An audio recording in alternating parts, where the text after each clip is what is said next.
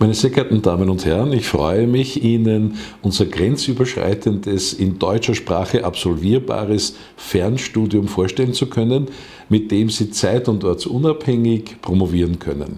Es handelt sich um eine Promotion, die auf der 3. Stufe von Bologna absolviert wird. Das heißt, der Doktorgrad kann in die öffentlichen Urkunden eingetragen werden. Meine sehr geehrten Damen und Herren, einige Schritte auf dem Weg zur Promotion. Erstens, wir stimmen mit der Universität ihr Forschungsthema und den Titel ihrer Forschungsarbeit ab. Das gelingt auf Grundlage eines PhD-Research-Konzeptes, wofür wir Ihnen auch eine entsprechende Vorlage zur Verfügung stellen. Haben wir den Titel Ihrer Forschungsarbeit und die Aufnahme in eines der akkreditierten Programme der Universität abgeklärt, ersuchen wir Sie, an den Grundlagen der Dissertation zu arbeiten. Die Grundlagen der Dissertation sind eine bessere Darstellung dessen, was Sie dann später zur Dissertation vertiefen wollen. Wie ich schon gesagt habe, kann Ihre Forschungsarbeit und auch die nachfolgenden Prüfungen in deutscher oder englischer Sprache absolviert werden.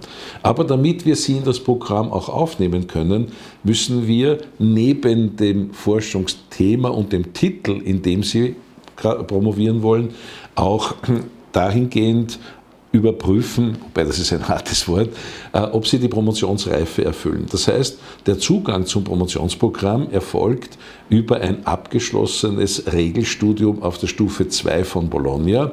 Das sind Masterstudien oder auch Diplomstudien an Universitäten oder auch gewisse Diplomstudien an Fachhochschulen. Also erstens Promotionsreife überprüfen und den Titel mit der Universität abstimmen.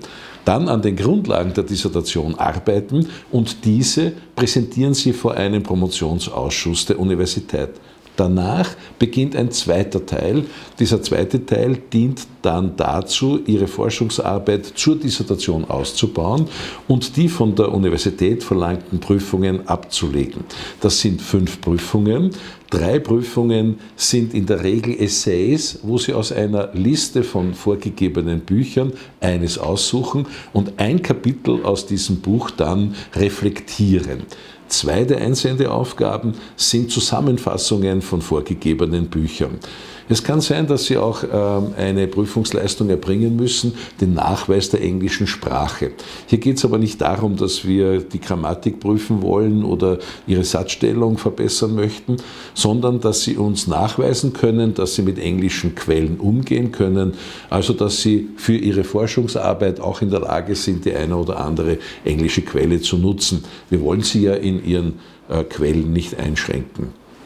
Als weitere Prüfungsleistung müssen Sie uns 3 Publikationen nachweisen, wobei diese Publikationen in der Regel Teilaspekte Ihrer Dissertation schon abbilden.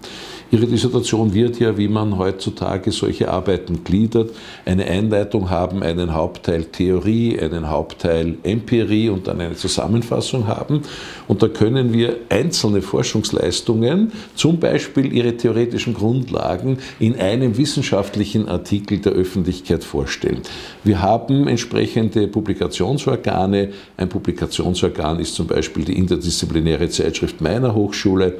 Es gibt die Publikationsorgane, auch ein Online-Organ der Unibit, an der Sie ja schlussendlich promovieren, und es gibt darüber hinaus die Wiener universitären Schriften. Das heißt, weder das Publikationserfordernis noch die Einsendeaufgaben sind unlösbare Hürden auf dem Weg zum Doktorat. Insbesondere auch daher nicht, weil ein sehr engagiertes Team, eine Reihe von Kolleginnen und Kollegen, Sie durch den ganzen Prozess begleiten. Von der Erstellung Ihres Forschungskonzeptes, auf dessen Grundlage Ihnen der Titel zugewiesen wird, den Sie sich natürlich schon selber geben können, aber der mit der Universität akkordiert wird, bis zur Verdichtung zu den Grundlagen, das Einsammeln aller notwendigen Dokumente. Hier gibt es eine eigene Aufstellung, was notwendig ist, wie einen Lebenslauf und einen Reisepass und so weiter. Dann die Präsentation der Grundlagen vor dem Promotionsausschuss, womit sozusagen der erste Teil des Promotionsvorhabens abgeschlossen wird und danach der zweite Teil, wo Sie begleitet, auch wiederum von unserem Team an der Universität eingeschrieben, Ihre Dissertation ausbauen bis zum endgültigen sozusagen Produkt, während Sie auch die Einsendeaufgaben lösen, Ihre Publikationen nachweisen. Sind Sie mit Ihrer Dissertation fertig? Haben Sie Ihre Einsendeaufgaben abgeleistet und Ihre wissenschaftlichen Artikel nachgewiesen? Werden Sie Ihre Arbeit vorverteidigen? Das geschieht auch online. Hier macht sich dann die Universität ein eigenes Bild über Ihre Forschungsleistung und auch darüber, dass Sie die Dissertation selber verfasst haben.